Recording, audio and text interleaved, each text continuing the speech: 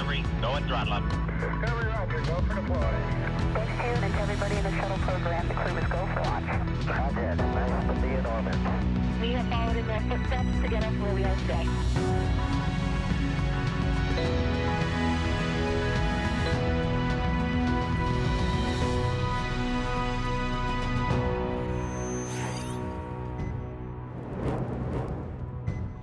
This is Mission Control Houston. Hello and welcome. You are joining us live here in the International Space Station Flight Control Room to cover the hatch closing procedures of the Starliner spacecraft. It's been a busy almost 4 days docked to the International Space Station, Rebecca, and we're really just seeing the beginning of the end of this mission. Yeah, so we've been in here all morning, and it's been really neat to see the International Space Station astronauts floating in and out of the Starliner capsule. They have reported that it's been easy to maneuver inside the Starliner spacecraft and that cargo was easily accessible to get in and out. Another flight test objective achieved, and one that can only really fully be confirmed on orbit. And so, they're closing out things inside the Starliner and getting ready for that hatch closure That's right. activity. So we'll be following live, and you're getting those live views now inside the Starliner spacecraft. You see in the front there, Rosie the Rocketeer. It's Bob Hines and Kjell Lindgren. Lindgren you see in the background there, working on the closeout duties. We'll be seeing the hatch right at his feet. If you see that open area, that leads up to the International Space Station. Today we'll be covering the closing of that particular hatch.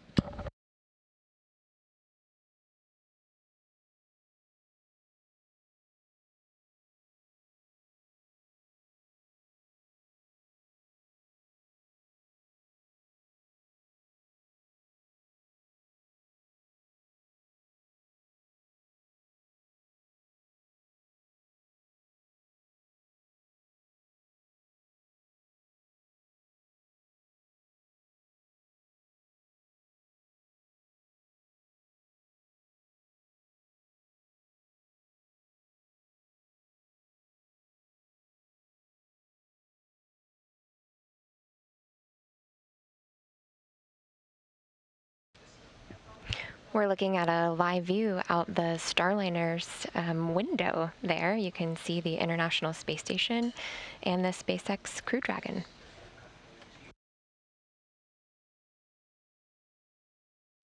These views are part of an internal video system called Mustang. There are 4 cameras inside the Starliner spacecraft. We were seeing a couple of them as we continued to cover the hatch closure operations of the Starliner spacecraft. That view, one of several inside the Starliner spacecraft that has the beautiful view outside of the spacecraft looking towards Earth, and of course in this particular view, the International Space Station. Now, the Starliner spacecraft has, again, been docked for almost 4 days since attaching itself to the International Space Station at 7:28 p.m. Central Time on Friday the 20th. Of course, there were a number of flight test objectives that were accomplished on the ride to the International Space Station, but since it's been docked for almost 4 days, there have been a number of activities that the crew and the teams here on the ground in Mission Control Houston, both here in the International Space Station Flight Control Room as well as the Starliner Flight Control Room right down the hall here in Houston. They've been going through a number of flight test objectives. So you can see one of them. Go ahead, Farmer.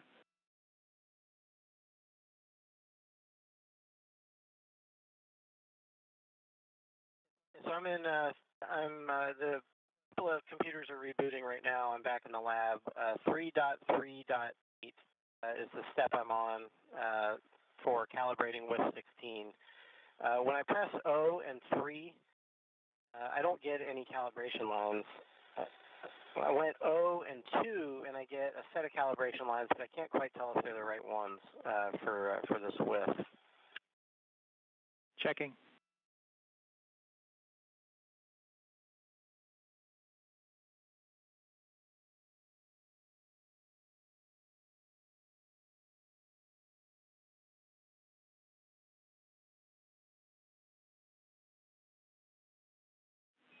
And Farmer, we really appreciate your patience. Every time we do this, we learn something new, and this is no exception.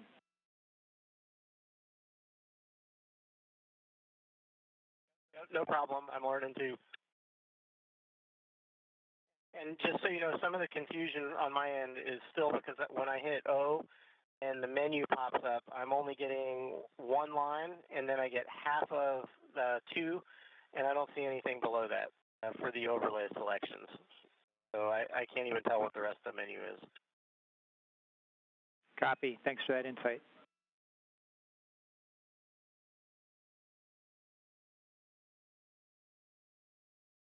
There you hear. And Farmer, when you hit O2, the lines that did come up, we think are the right ones. So go ahead with calibration based on those.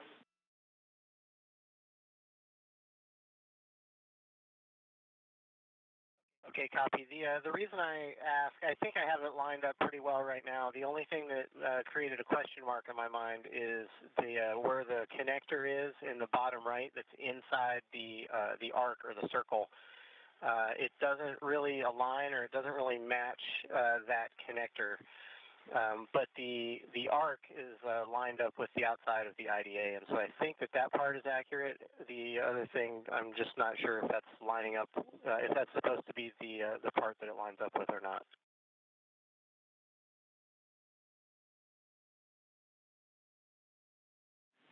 Farmer, we think it looks good to us, and you can move on.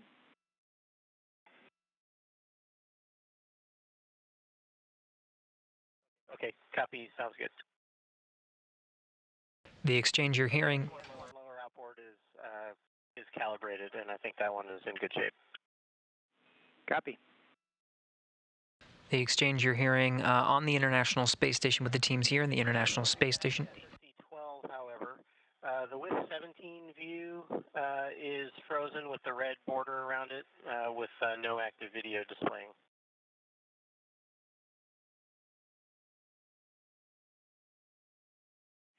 And Farmer, that is expected since you're about to do that same work over in the cupola. Copy all. The exchange you're hearing through the space-to-ground loops from the International Space Station, you heard Bob Hines.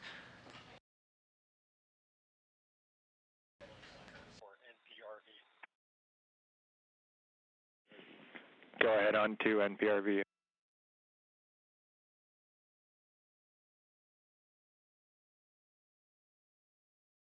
This is the first time I've seen this piece of equipment.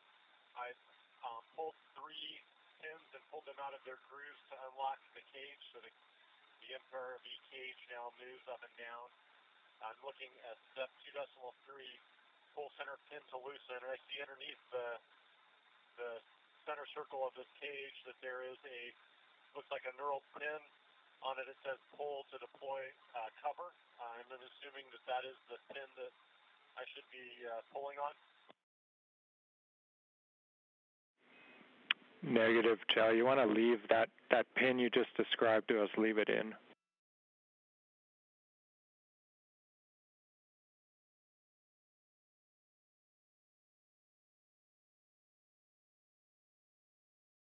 Okay, NPRV cap then. Step 2.3, second line, NPRV cap, pull center pin to loosen.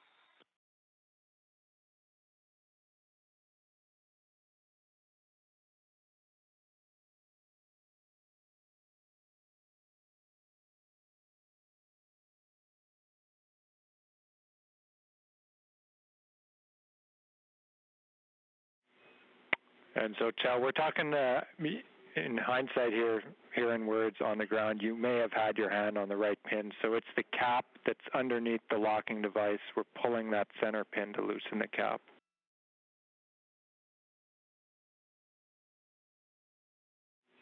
And yeah, and that's the knurled pin that I was describing that says pull to deploy cover. Okay, that's correct in that case. So the big picture here is we're going to pull that pin to loosen it. This will burp the NPRV device, basically like a little pressure burp, and then we push to reseat the cap as the third step. Does that make sense?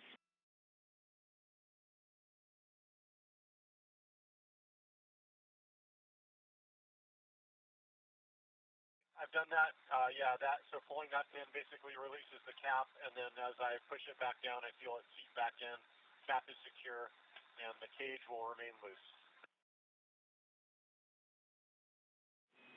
And that is a good description, good config, thanks.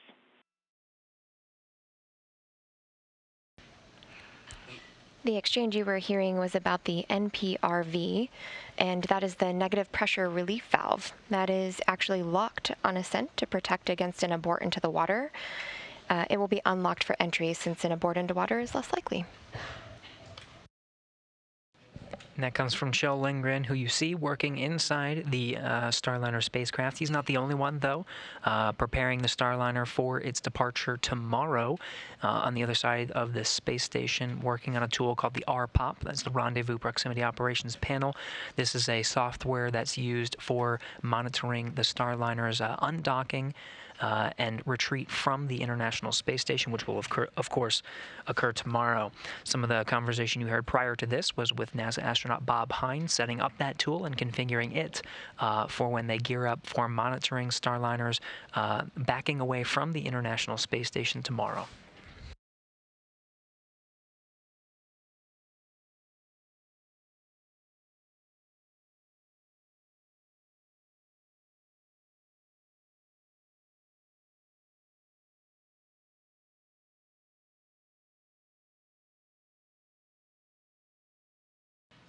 Now, of course, what we're covering here today, you're seeing live views from aboard the International Space Station. We're covering the hatch closure activities. There are 3 hatches that separate the inside of the International Space Station from the Starliner spacecraft.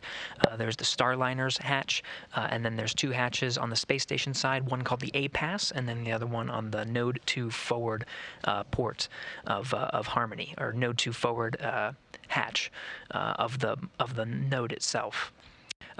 What they're going to work through right now is closing that Starliner hatch and, of course, backing away to start depressurizing the vestibule in between the station hatches and the Starliner hatches. They've gone through a number of procedures to get to this point, and, of course, a number of test objectives. One of the things we'll see is this orange tube that you see. This is the venting system that brings station air to mix inside the Starliner spacecraft and introduce that station air into the spacecraft itself. That does a good job of relying on the station's systems to mix that air.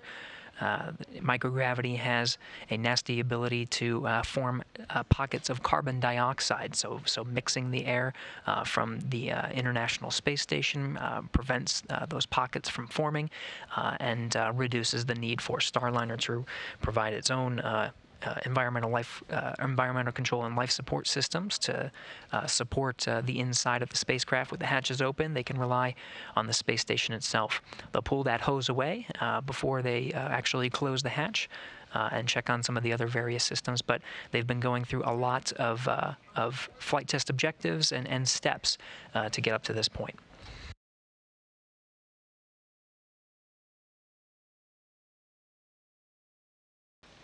And from a Starliner hatch closure perspective, it's essentially hatch open, but in reverse. And so the astronauts will clean and inspect the intravehicular activity, or IVA hatch, before positioning it into place on the space station side. Could take a few minutes for that to settle into the right location before they actually close it. And then they'll crank the hatch about 1 1/4 of a turn, righty-tighty this time instead of lefty-loosey. They'll close the pressure knobs that they open prior to hatch opening and monitor the pressurization of the vehicle.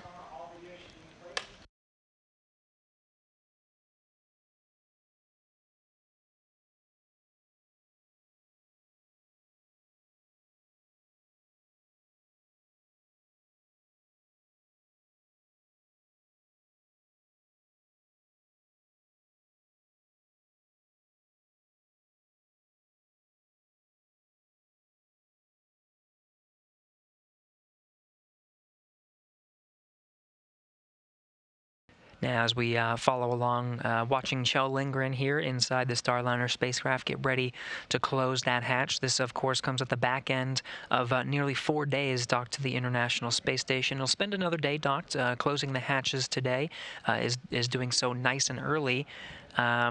Ahead of an uncrewed spacecraft. We see the hatch closure much closer to a spacecraft's departure when there's crew inside, but without crew we can do so much earlier. But there's been a lot of flight test objectives that have been demonstrated over these past couple of days. Now during the docked phase, we were able to verify some audio checks with the International Space Station, as well as the Starliner spacecraft. We were able to test the environment inside the Starliner spacecraft itself. And we were also able to test the connection, which was, of course, established shortly after docking through an umbilical connection with the International Space Station, and of course, many other objectives as well. All those prime test objectives and then some, so many more. We were able to recharge the spacecraft's batteries from the station's power. We were able to get that VESTA, the vision-based electro-optical sensor and tracking assembly data, down to the ground through the ISS link. We were also able to evaluate the onboard tablets. They basically practice transferring files from the ground to the tablet through those ISS assets, updating the configuration, and those tablets really serve as a replacement to bulky paper flight manuals. It includes procedures, checklists, timelines, etc. So when we get to the crew flight test, the crew flight astronauts will be paying a lot of attention to those tablets for manual, for procedures and checklists and timelines. We also were able to check out the Starliner service module batteries. And as we mentioned, cargo transfer to and from the International Space Station was completed. We also demonstrated the Starliner spacecraft's certain modes throughout its docked phase. One mode was called quiescent mode. This is sort of a standby mode while the Starliner is attached to the International Space Station, just continuous monitoring, but really not a lot of active systems, a lot of those mostly on standby. And that mode is what is demonstrated for these long-duration missions. Of course, Starliner, the ultimate objective after this flight test demonstration and a future crewed flight test demonstration is for it to serve as a crew rotation vehicle, bringing astronauts to and from the International Space Station in 6-month increments. So they'll evaluate that quiescent mode, which will take up the majority of the 6 months that the Starliner itself is docked to the International Space Station.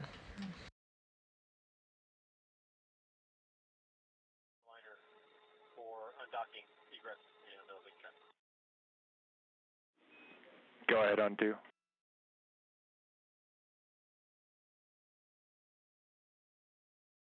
just step into step 2.5. Copy. Thanks for the update. We're ready, 2.5.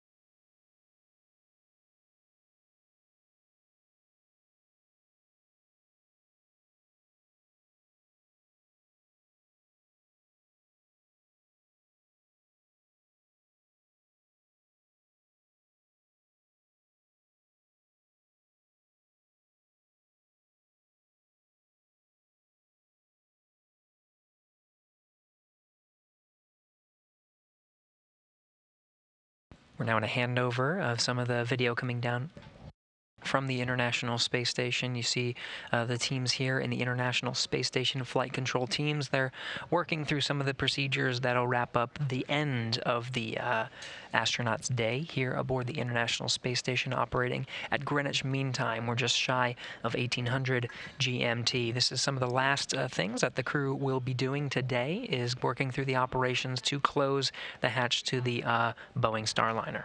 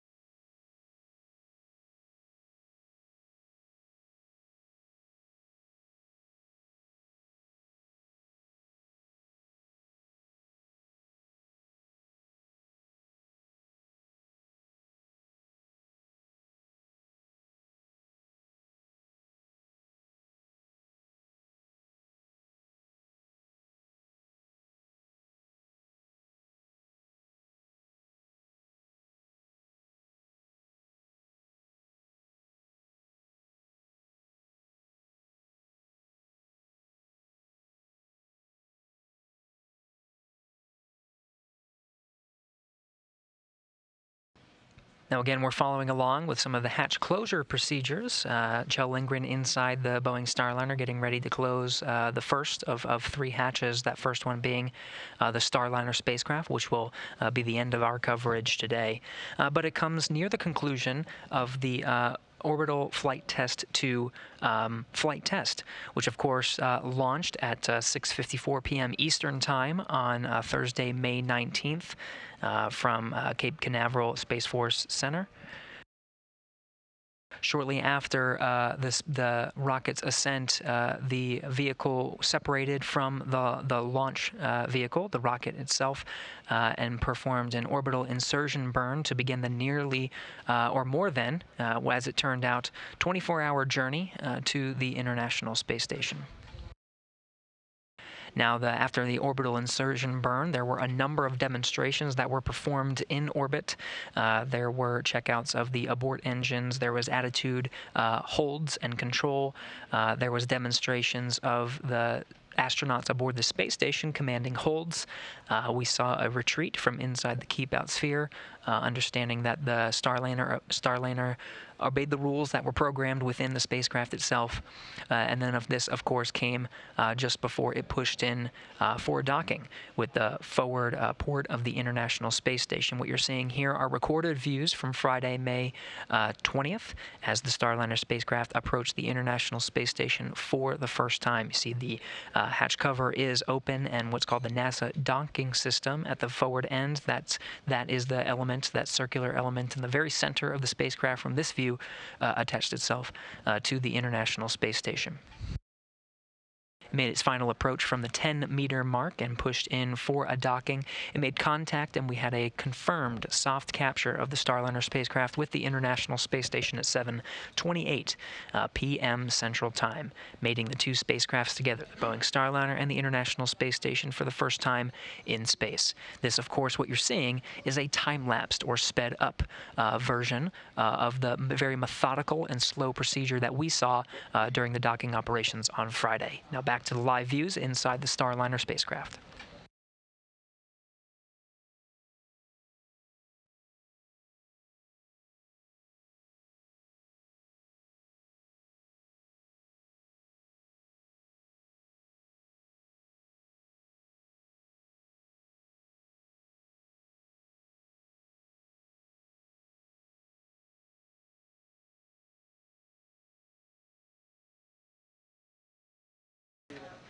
What you're seeing here is a wide cabin view inside the Starliner spacecraft.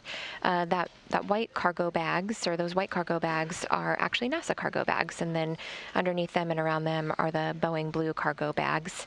At the top right of the screen, you can see that NOMAX material again, and so the IVA hatch is still in its stored location as the astronauts continue their closeout actions. What you're seeing in this view is what will take up the majority of the mass that OFT-2 will be returning with a desert landing or targeting White Sands Space Harbor over in New Mexico as the landing site. But of the 600 pounds of cargo that OFT-2, that this Boeing Starliner will be returning to Earth, about 400 pounds of that is what's called NORS tanks, nitrogen oxygen recharge system tanks. These provide nitrogen and oxygen in tanks which recharge the systems that supply the space station with breathable air. The air inside the International Space Station is a mix that you would see at sea level on Earth, a very healthy mix of nitrogen and oxygen, with, of course, the systems scrubbing dioxide or carbon dioxide as the astronauts continue to breathe.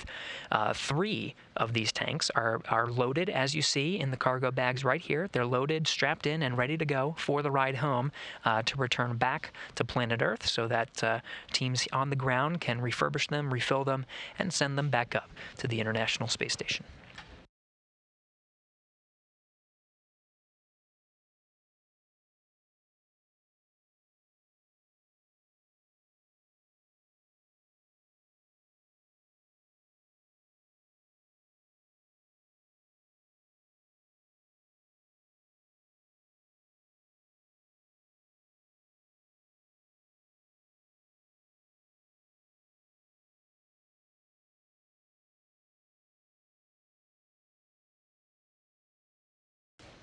Related to the NORS tanks, this wasn't something that Starliner was originally planned to bring home on the OFT-2 flight, but based on the needs of the International Space Station to bring those rechargeable tanks home, the Starliner and International Space Station teams worked together to understand how to bring them home safely, how to work on the mass properties and the center of gravity that Starliner needs on its return home, so it's nice to see those packed in nice and tight there.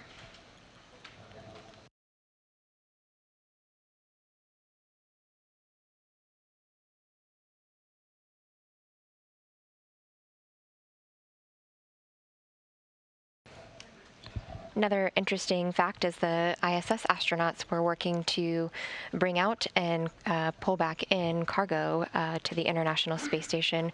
We had astronauts Sunny Williams and Mike Fink down here on the ground at Johnson Space Center rolling through a lot of those procedures as well in the Boeing mock-up trainer, which is in Building 5 out here where the astronauts get to train on Starliner. And in fact, here in the International Space Station Flight Control Room, sitting next to the Capcom today, who is Rob Hayhurst, is Sunny Williams. She's sitting at the console as the resident Boeing Starliner expert, who, as you mentioned, Rebecca, has been in the mock-up trainer, understands these operations, particularly with the hatch closure, can relay her expertise to the teams here in Mission Control Houston to, of course, be the voice up to the crew who are actually performing the operations in space.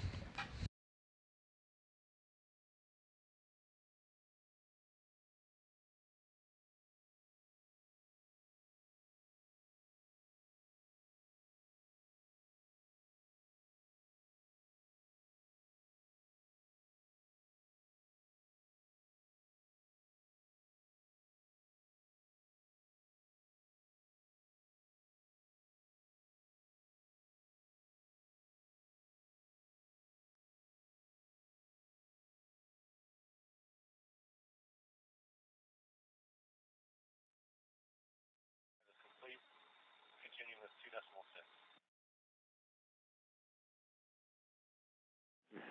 2.6. Thanks, Joe. We copy you moving on to 2.6, and you can call us back if needed, but when you get down to 2.6.12, cabin temperature knob, it's in a good position from yesterday, so you shouldn't have to move the knob. We just wanted to make sure that the tape was still applied. Check the tape's still there.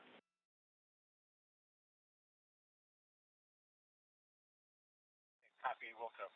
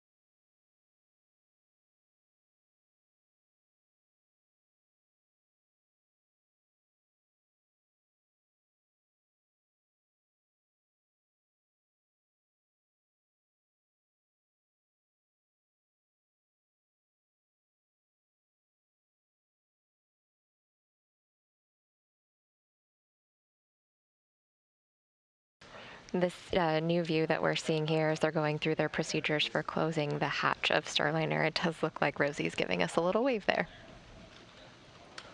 Very fitting farewell, as this will be the last interaction with the crew inside the International Space Station and Rosie the Rocketeer. Of course, we're heading towards closing that hatch that you see on the top left corner of your screen. Kjell Lindgren inside the vehicle now, working on the pressure control system panel on board the Boeing Starliner. One of several steps that's needed to officially close out the vehicle. One of them, of course, will be taking that orange duct that you see coming through the hatchway that's mixing space station air with Starliner air, removing that, of course, closing the hatch, and then what's called egressing or exiting the Starliner spacecraft, of course, before closing that hatch.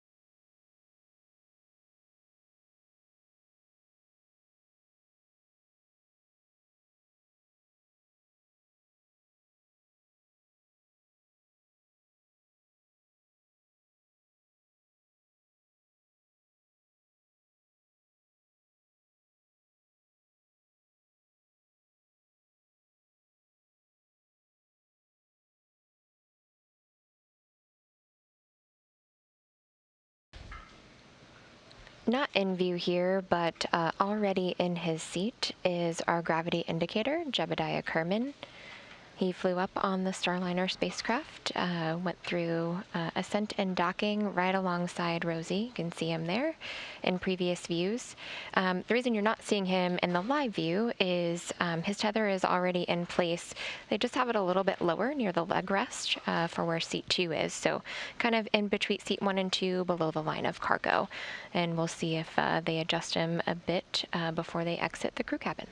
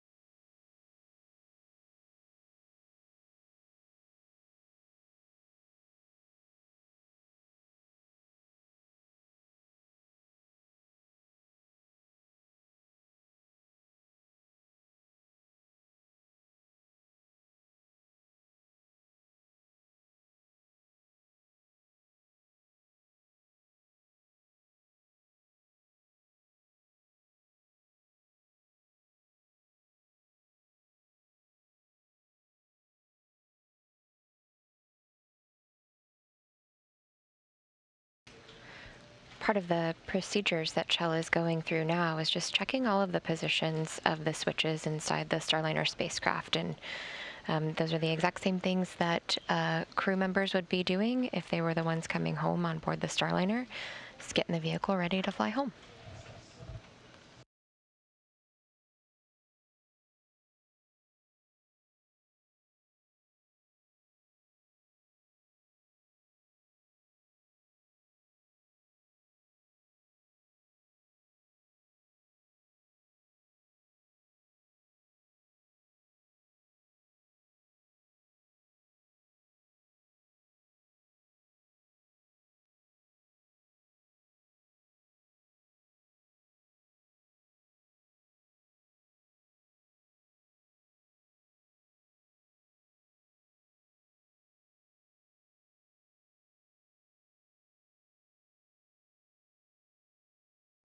And there you see Kjell taking pictures of those switch positions, again, just to help ground controllers understand the configuration that the Starliner's in. And you can see Rosie there helping to hold his tablet.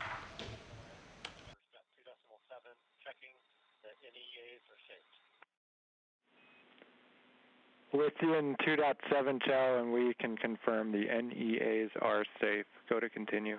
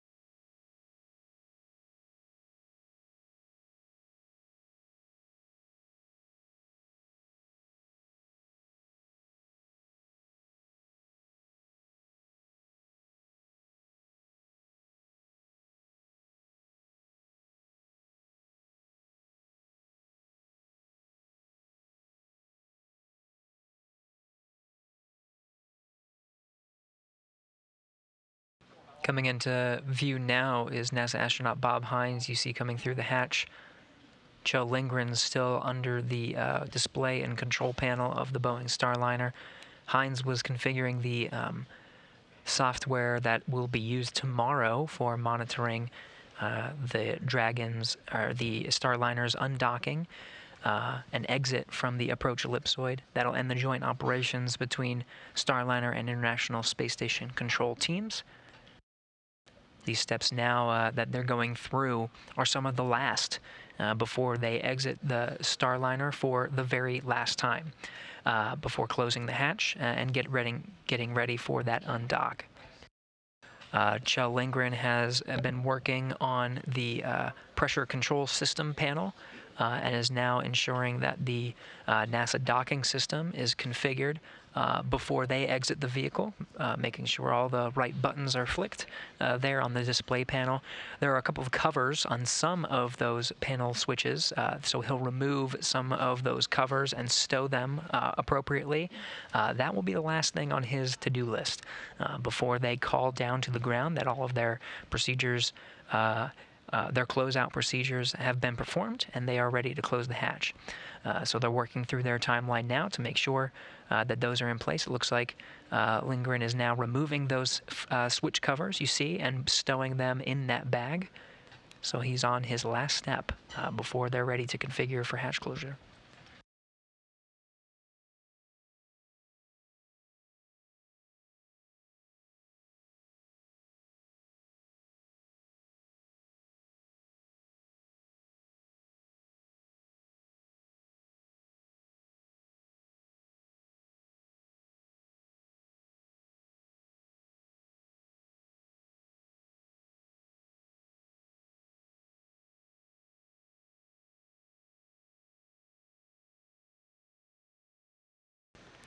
Those protective switch covers will actually be stowed in one of the Boeing cargo bags on the return to flight. So one of the, mentioned the last things that they do, they will put that into place before closing the hatch.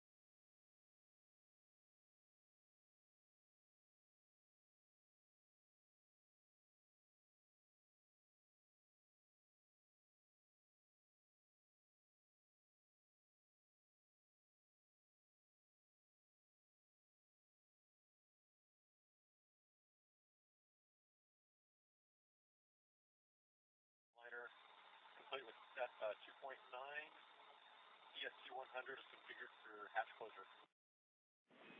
Starliner Houston CST, we copy configured at 2.9, thanks. Just before you leave, we wanted to ask for a visual confirmation on the lighting situation. Can you confirm that all 5 cabin lights are on? We're not concerned with brightness, we just want to make sure that you see all 5 as ON right now.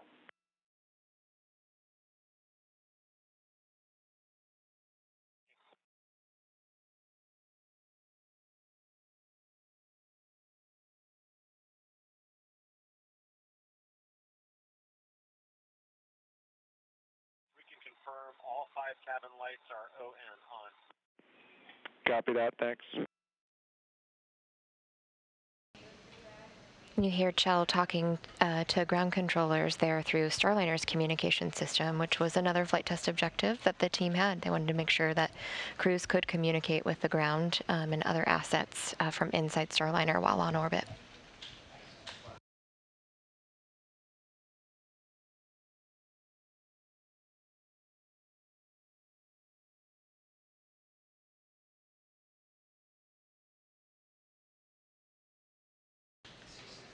And on the left-hand side of your screen, you can see Bob Hines there going ahead and stowing those position covers in one of the cargo bags.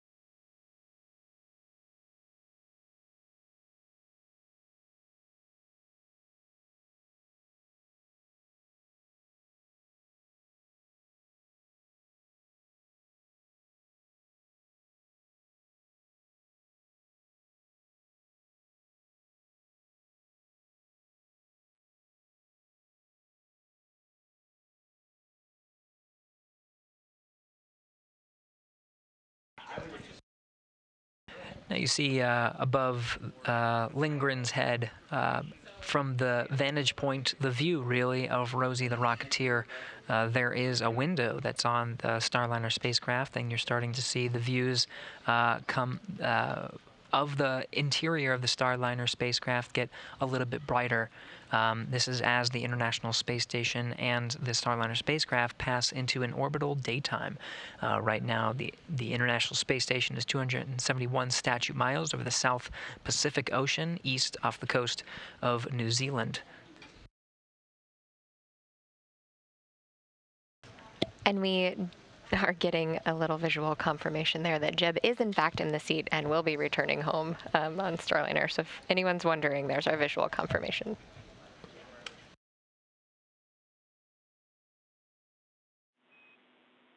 Starliner Houston, it looked like in the video that, Kjell, you may have been trying to talk. We didn't hear anything, but go ahead.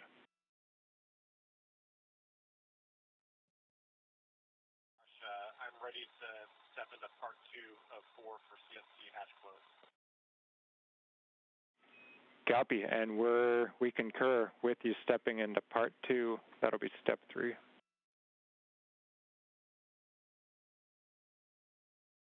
Concur. It's been work.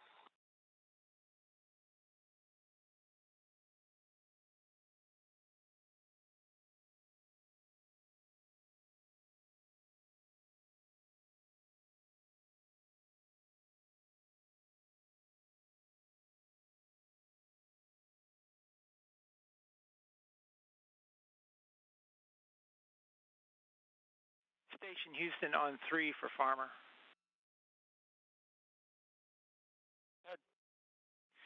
Hey, Farmer, the ground performed the step 4 for RPOP, so the only thing remaining is for you to perform the calibrations on for both cameras on both SSCs. We're fine if you want to delay that and continue to help out Kjell. We think we got plenty of time for you to do that. Okay, I actually just came back into the cupola since we were daylight, and looks like we got good views for that, except for S1 lower outboard. The sun is glaring straight into the camera. So I should be able to get the other calibrations done, and we'll see what happens with that one. Sounds good.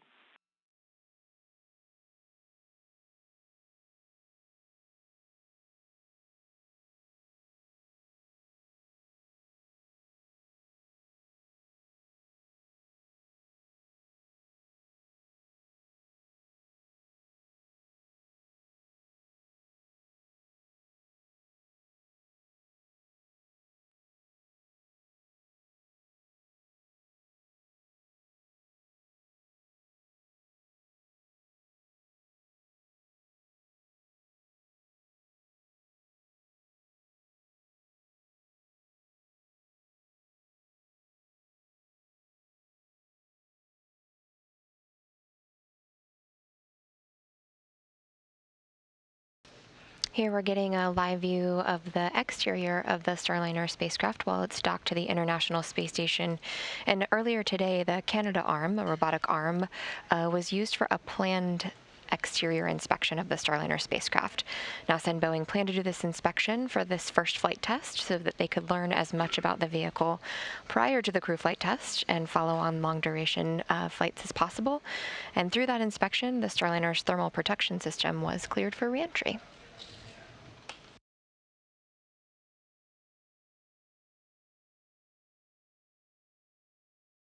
That's right. It's worth noting that the International Space Station Mission Management Team, which includes NASA, the international partners, as well as Boeing, pulled a go for undocking and proceeding with a landing tomorrow. So we are tracking towards that for undocking tomorrow. These procedures come in a very timely manner of getting ready for the Starliner to depart. The weather looks good. Systems continue to be monitored and checked out, but we are targeting for tomorrow to undock, and we do have that go.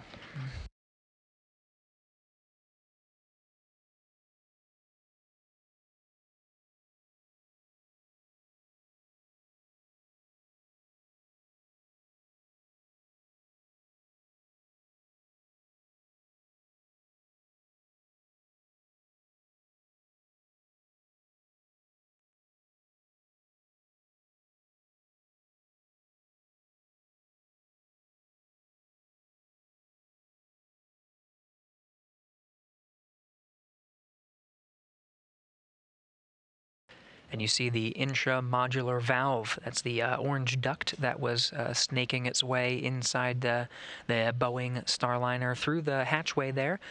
You see has been configured and removed from the Boeing Starliner. These are some of the final steps before we get to the hatch closure itself. A couple more steps ahead of when we actually see that hatch close, which, as a reminder, is a free-floating hatch. We'll see that come into view once they get to that. From this view of your screen, you can sort of make it out. It's that white circular object over to the sort of the bottom left of this particular view.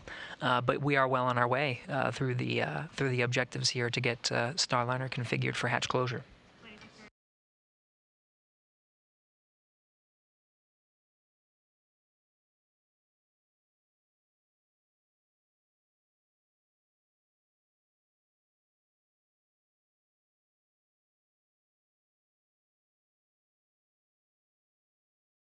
And we'll be seeing this incrementally throughout our coverage of the Starliner's hatch closure sequences. You can see the space station right now is flying over the South Pacific Ocean. As we fly over the Earth, every 90 minutes, we lose communication with some of the tracking data and relay satellites that we have that provide that constant communication with the International Space Station and the Starliner. We're just in a handover between some of those satellites, and we'll be regaining views very shortly.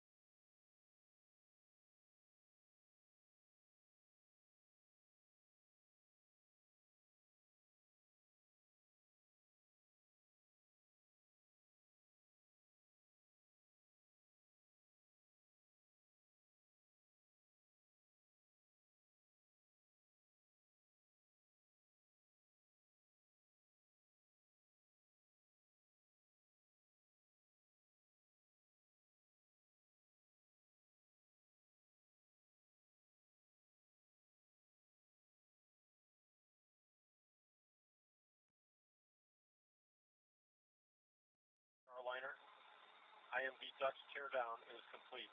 Step 4.1. And Starliner Houston, loud and clear, we copy duct teardown complete at 4.1. We are all here ready to continue, but first I have two deltas to pass to you for step 4. The first one is concerning step 4.4. It's going to call you on to tie downs. Of course, there's also bungees there that you placed So we also want you to remove those bungees. They're crew deploy items, and they can just go back to the ISS. How copy? We'll take those bungees back to the ISS, and then a little bit earlier in the procedure, I do need to stow the handheld mic and the chip up. Affirmative, concur with that. Next, wanted to talk to you about step 4.9. It's a little bit it is misleading as in the procedure. What we need you to do is make sure the handle is fully counterclockwise. So full counterclockwise to the unlatched position. And of note, this is not going to line up with the marking that says position handle here before closing the hatch. So it's not going to line up with that indication, but as long as it's fully counterclockwise, you'll be in a good config. Does that make sense? Makes sense. I recall those markings, understand. Farmer with Gen 3. To be full counterclockwise. I think the cupola is set up. Everything is calibrated on all three affirmative, good, read back, and with that, everyone here is ready, so you will go at step 4.1, and lab 4.2. check, I think the lab also was good to go. Let me know if I'm missing anything. Copy, go in 4.2 for hatch closure. Thank you so much, Farmer. No, we are tracking the same thing. We are all set up in both the lab and cupola. Okay, great. I'll put a couple notes on the SSCs, making them no touch for next 24 hours or so.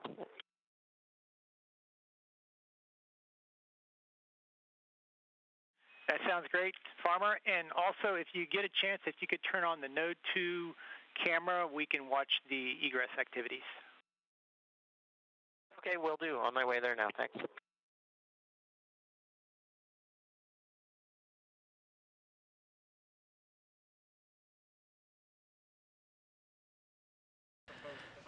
So with that, Kjell Lindgren has worked through the steps to get us to this final sequence here, which is he's going to get ready for hatch closure. They've successfully checked out the Starliner systems, removed some of the switch covers. There was an orange duct providing station air mixing in with the cabin environment of the Boeing Starliner that has been removed. They're now going to work through the methodical steps to close the hatch itself. You heard a couple of what's called deltas or changes in some of those steps, including the positioning of the handles.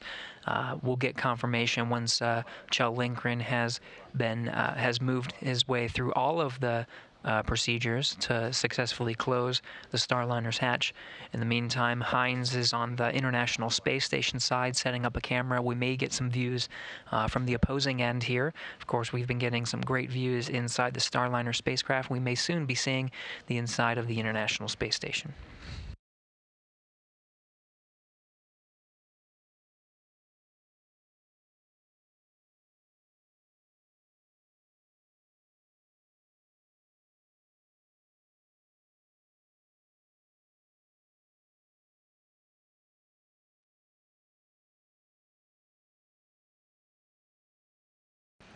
Rosie the Rocketeer is returning to Earth in her spacesuit. You can see that here.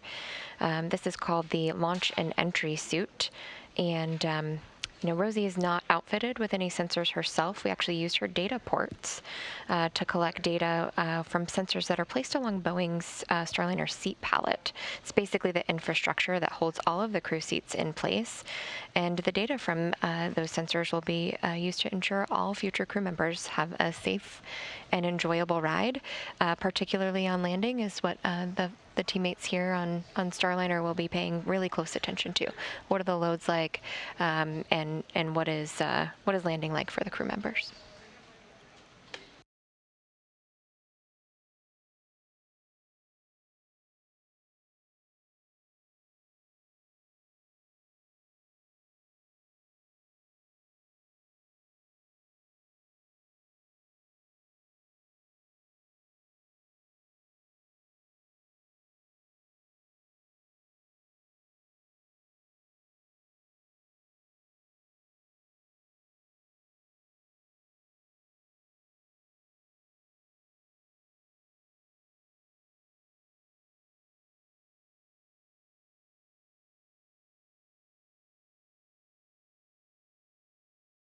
Houston Station on 2, Node 2 camera is set up and pointed at the hatchway. Let me know if you're seeing video. All right, Farmer, thank you for that. And big picture for you is you are free to go help out Kjell in whatever he needs to finish his activities. And then whenever you guys are done, we'll start the feedback conference. If it's a little late, that's just fine. Okay, sounds good. And I'll jump in there and start helping Kjell. Thanks.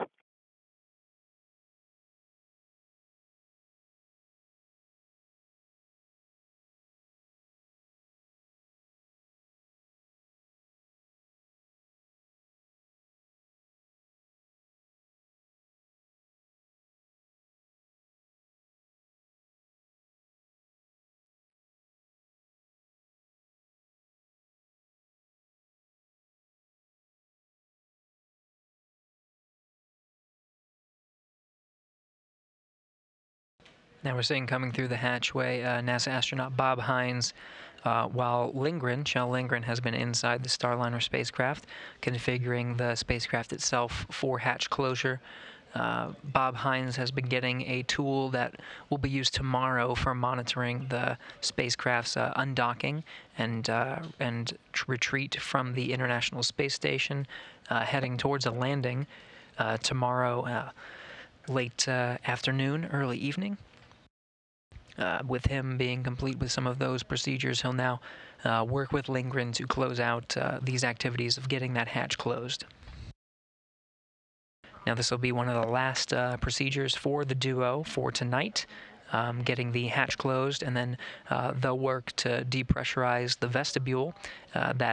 Once this hatch is closed, the station hatch will be closed, and they'll depressurize the volume in between those and let that sit overnight with no crew inside the Starliner spacecraft aside from Rosie and Jebediah. They can do some of these procedures a little bit earlier than we typically see for crewed missions. So we'll let that sit overnight and then get ready for undocking operations tomorrow afternoon, U.S. time.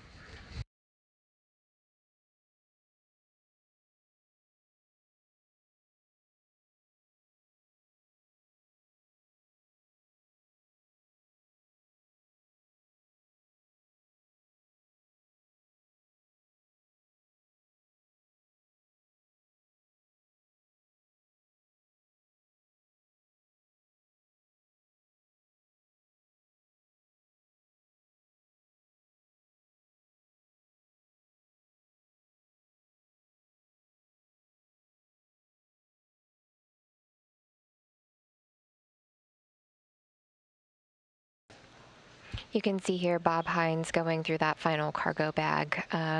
What they are actually in search of is some straps for the side hatch, as well as the IVA hatch.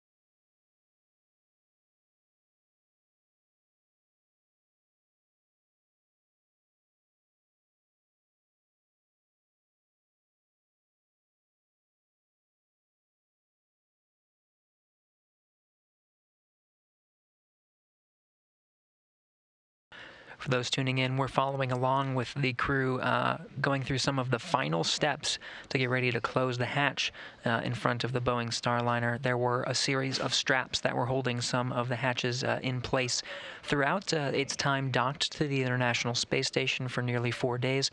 You see the crew opening up one of the cargo bags and putting those straps into little baggies and stowing them away.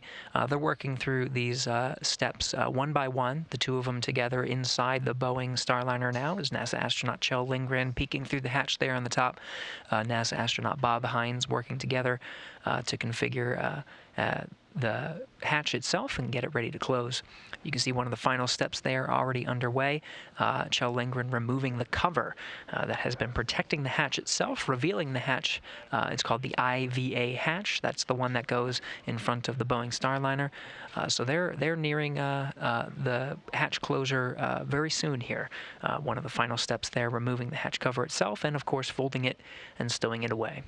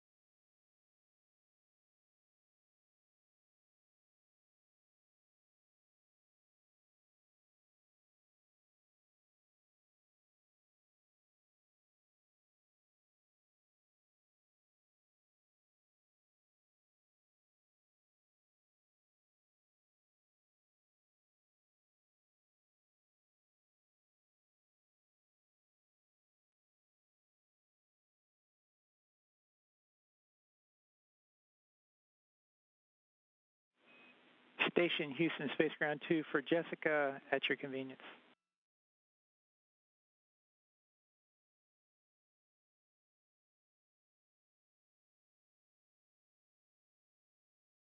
What's he on to? Hey Jessica, prior to the Node 2 forward hatch closure activity, we need to direct somebody to get the deskant kits. We forgot to put it in the ASN for that activity. You can find the deskant kit 2 in Columbus forward 3 _ Echo 1 / Foxtrot 1 in 1.0 CTB 4080 labeled desiccant kits.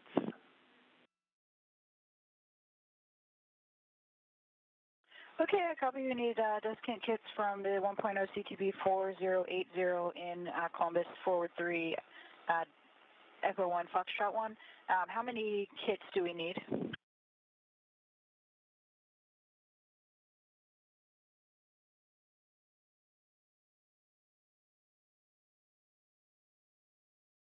And that'll be just one kit, and there'll be four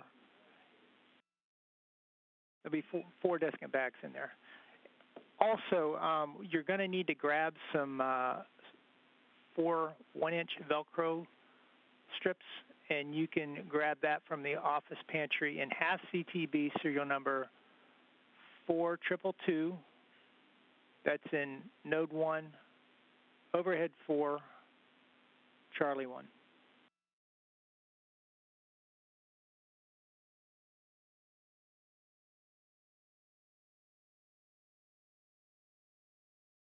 Okay, copy. We also need 4 1-inch pieces of Velcro from CTB 4222 and node 1 overhead for Charlie 1. Good read.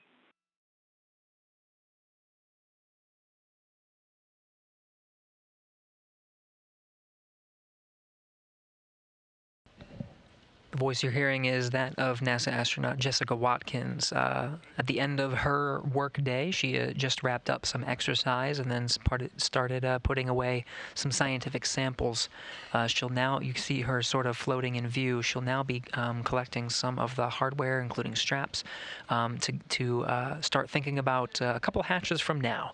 We're, of course, working on the IVA hatch, which is the name of the hatch on the Boeing Starliner. There are 2 more hatches. There's the A-pass hatch, which is close to Jessica Watkins' feet in this view, and then much closer to frame, the sort of square area, is the node 2 forward hatch. She's already preparing some of the equipment that she'll need to close that hatch prior to depressurizing the vestibule in between the Boeing Starliner and the International Space Station, working together as a team to get the hatch closed and depressurize the vestibule to get ready for Starliner's undocking and return to Earth tomorrow.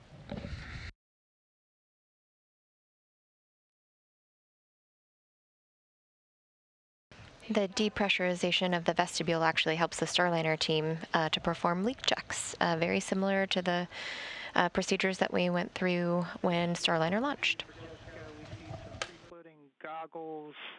It just entered into node 2 from the node 2 forward hatch.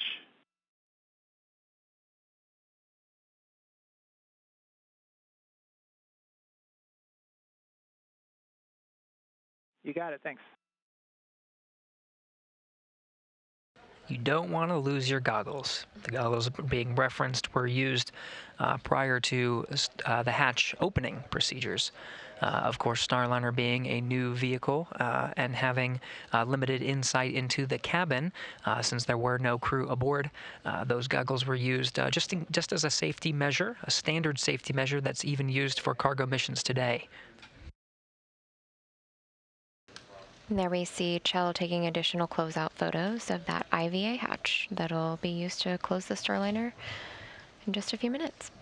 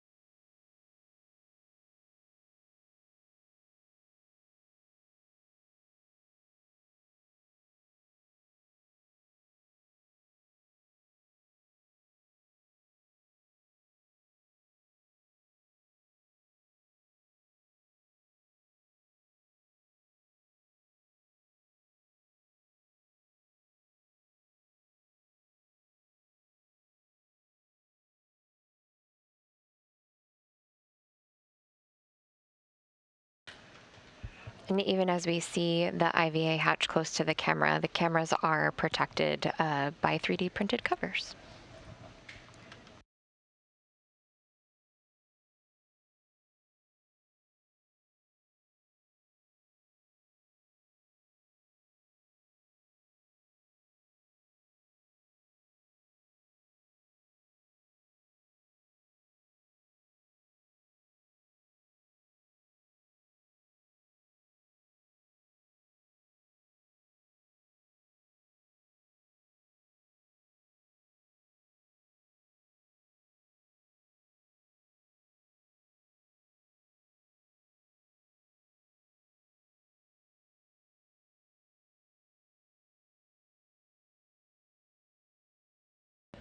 Reminder that by design, the Boeing Starliner's hatch is a free-floating hatch.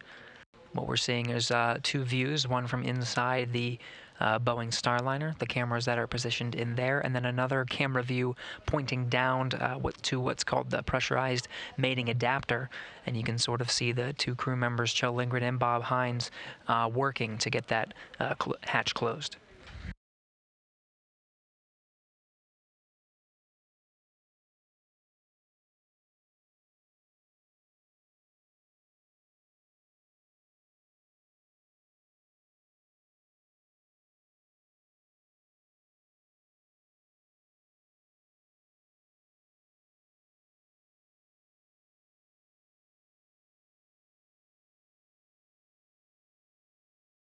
We're now seeing down the pressurized mating adapter.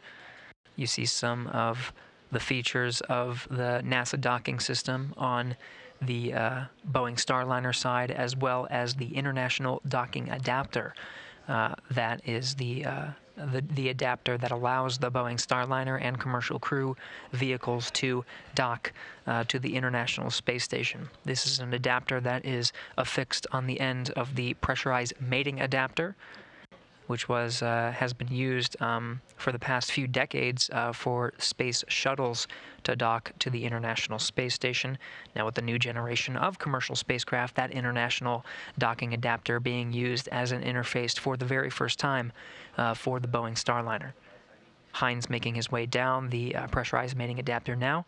Again, he is working with NASA astronaut Kjell Lindgren to close the hatch to the Boeing Starliner.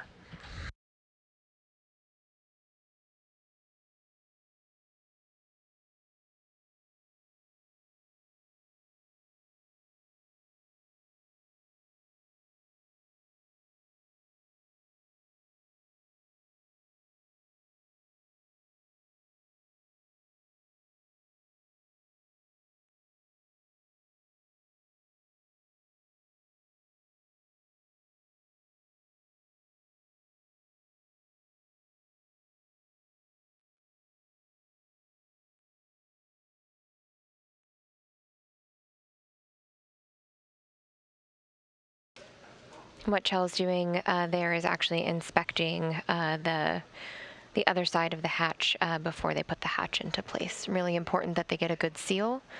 So they'll clean it if they haven't already. They'll do some inspections, and it looks like maybe he's doing a fit check here.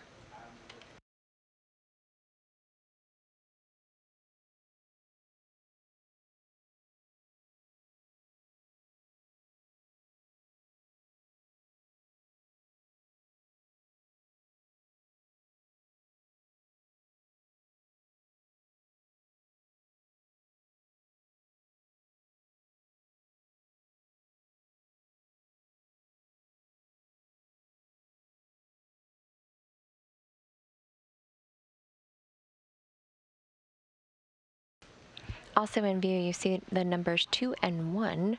That is the NASA docking system on board the Starliner, built for NASA, and the whole purpose is to have common systems, common mechanisms, so that any two spacecraft can dock with each other in space. And so this is a really great test of that system before NASA uses it on deep space missions.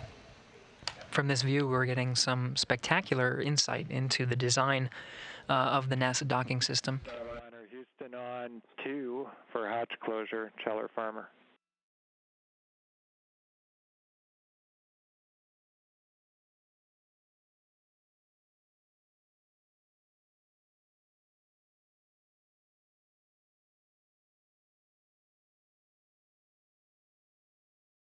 You go for Starliner.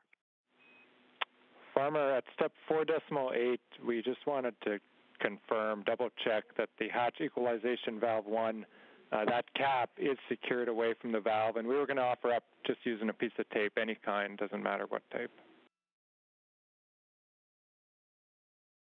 Okay, and you said on valve 1, right, is the one we're talking about? Affirmative. HEV, hatch equalization valve 1. Okay, copy, standby 1.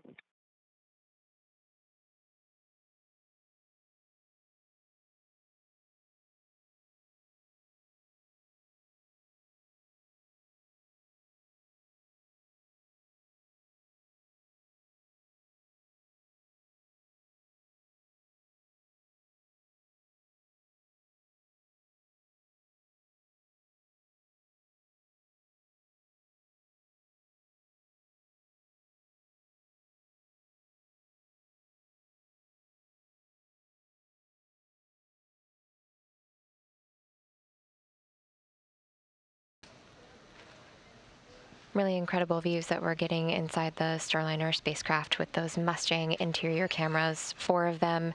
We'll have them on board the crew flight test. Have been iterating on that system to hopefully get some near real-time or real-time views when we actually have crew on board and headed to the International Space Station.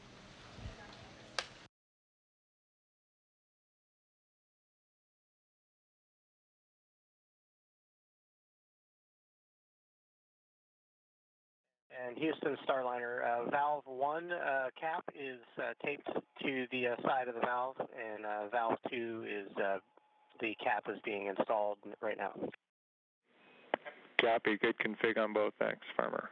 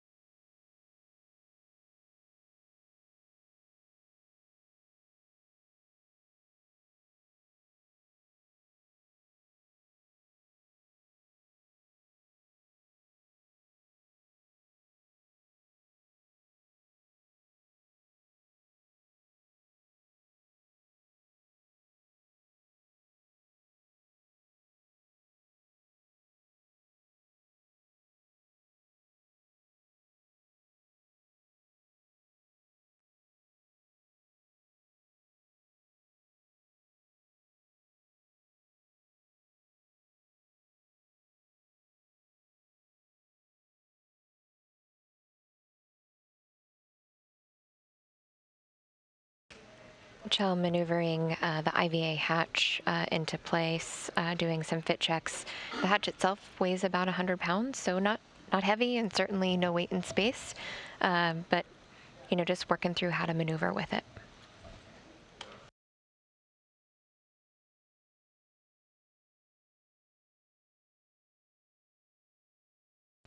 That's astronaut Bob Hines supporting the operations all along the way. Camera in hand, he'll be photographing the hatch for documentation purposes so the teams on the ground can analyze every step of the way. Of course, this hatch closure comes the day before undocking. The crew will continue to work throughout tonight after the hatch is securely shut. You can see Kjell maneuvering the latch now. And through the window of the IVA hatch, you can kind of see a silhouette in there.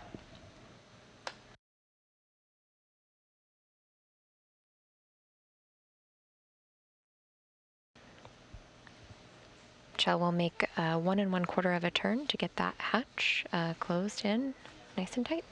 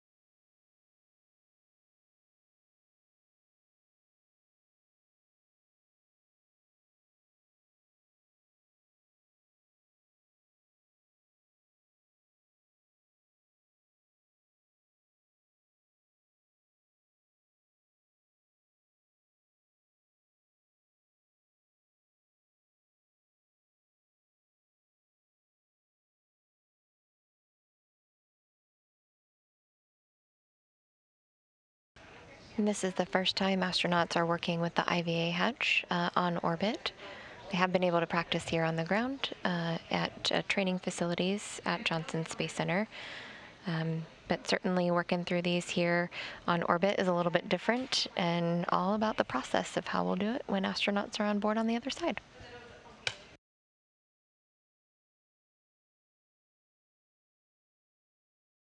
Part of the procedure here is positioning the hatch in such a way so that they can turn the handle like you said, 1¼ turns. There are guides available on the station side of the hatch, 4 guides that allow them to monitor their position as they get it fully engaged.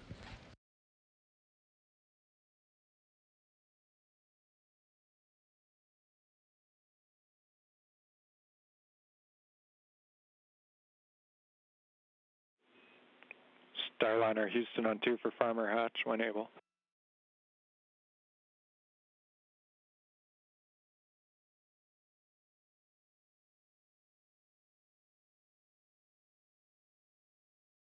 For Farmer. Hey, Farmer, just following along in the video. The hatch itself, we're hearing, looks to be in a good config. What we were going to offer up is to try to make sure that the kicker dogs that are on the flat side of the hatch, and when you position the hatch, they need to be on the inside of the vehicle, inside of Starliner.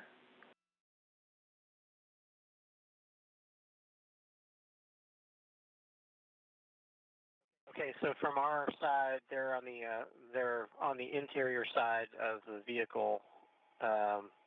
So are you saying that maybe we're pulling the hatch closed too far? Yeah, that is one way of thinking about it. Your first statement is correct. The kicker dog's on the inside vehicle side of Starliner, and so potentially it has been pulled in too far. That's the first thing that we thought when we're looking at the video. Okay, sounds good. We'll take a look at that. Those kicker dogs that were discussed between ground controllers and the International Space Station crew members were something that we mentioned with hatch open, almost like built-in butter knives to get into the Starliner, open the hatch when this phenomenon known as the suction cup effect happens. So almost provide just a little bit of relief between the systems. So they just want to make sure those are in the right spot so that we can get a good latch.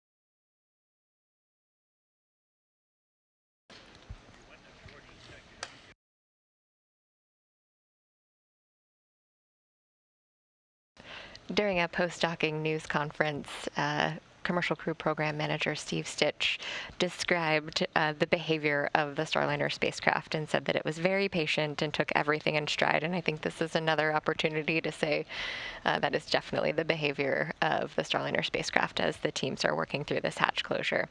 Patient and learning as much as we can before astronauts fly on board. All the more reason that this is a flight test. They write the procedures, they practice on the ground, they learn how to do it in space, and that can be applied. That can be applied for the next time when we have crew on board the Boeing Starliner.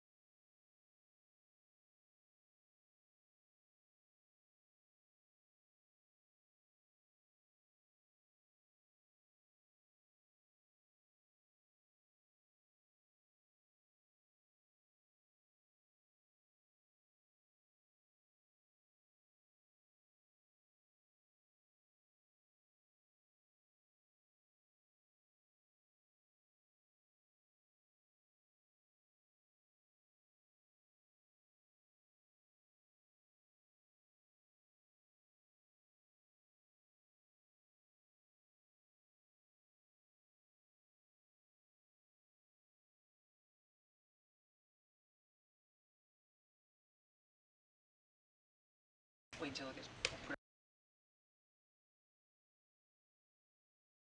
Houston Station, CST 100 IVA hatch is closed. Starliner Houston, we copy. Starliner hatch closed. Thank you.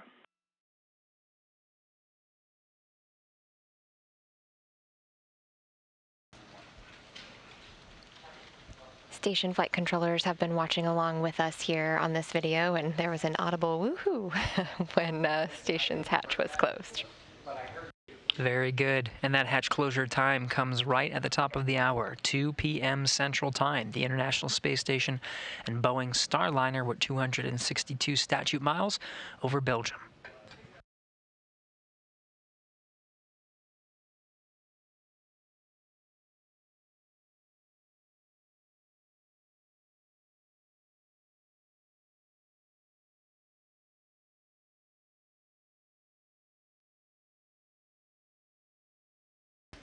You can see them here talking about the process to close the hatch, so I'm sure our teams are going to be very interested to see how things went, how they can update the procedure so that we just get better every single time.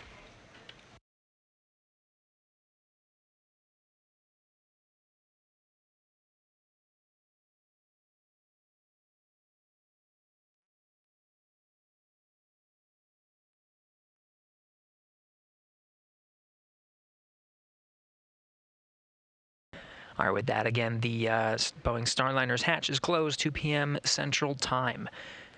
Now, this is not the last thing that the crew members will do, though it will wrap up our coverage today. With that hatch closed, there are 2 more hatches that need to be closed on the station side. The first is the APAS hatch. You can sort of see it deeper down that tube, which is the pressurized mating adapter, right now covered with a white cover. That cover will be removed, and the station astronauts will close that hatch, as well as the hatch that will outline that square marker at the forward end of your screen. That's the Node 2 forward hatch. With all of those closed, they'll depressurize the vestibule in between the Boeing Starliner and the International Space Station, perform some leak checks, all ahead of tomorrow's undocking. Before we wrap up our coverage today, we did want to make sure that you tuned in for our coverage of Starliner's undocking and return back to planet Earth. It all starts tomorrow at 2 p.m. Eastern, 1 p.m. Central Time, tomorrow, Wednesday the 25th, where we will start our coverage of the undocking sequence. Undocking right now is scheduled for 2:36 p.m. Eastern, 1:36 p.m. Central Time. Physical separation from the International Space Station. Shortly after they exit the approach ellipsoid, we'll break our coverage, and we will return later that evening at 5:45 p.m. Eastern Time, 4:45 p.m. Central Time to begin our coverage for the deorbit burn and entry through the Earth's atmosphere and return in the western United States. Right now, we're targeting the White Sands Space Harbor for our primary landing site. Weather is looking good for that primary landing site.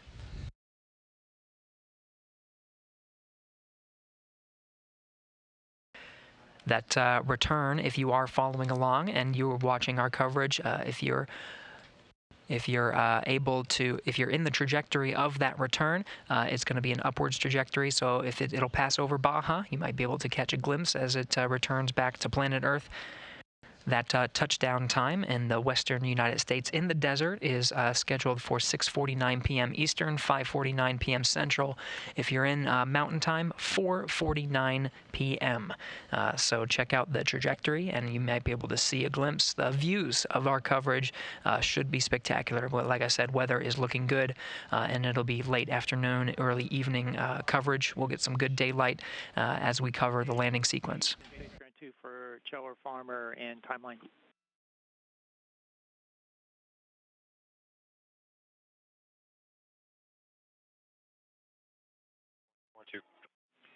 HL, we're thinking we want you to, of course, continue with the APAS and Node 2 hatch closures, and likely that would go in the DPC time frame, so you can skip the DPC, and then once you're done with the hatch closures, touch base with us, and then we can you can let us know if the feedback conference is still something that you can do with us, and we'll touch base at that time.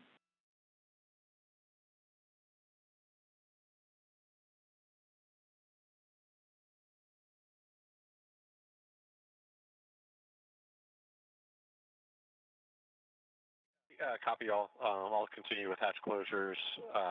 Understand that I may miss DPC, and I think Farmer and I are good to do the feedback conference after DPC. All right, we appreciate you wanting still to do that.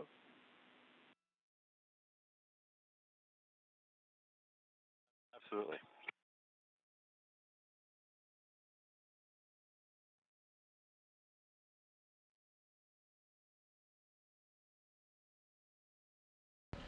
All right, you heard there that the station astronauts are going to push through the evening and continue with the procedures that we laid out. Again, 2 more hatches need to be closed. They'll depressurize the vestibule, check out the systems, and they'll have a conference with the ground to provide feedback about the whole process of getting the hatch closed and getting Starliner ready for departure before their daily planning conference to wrap up the day and get ready for bed.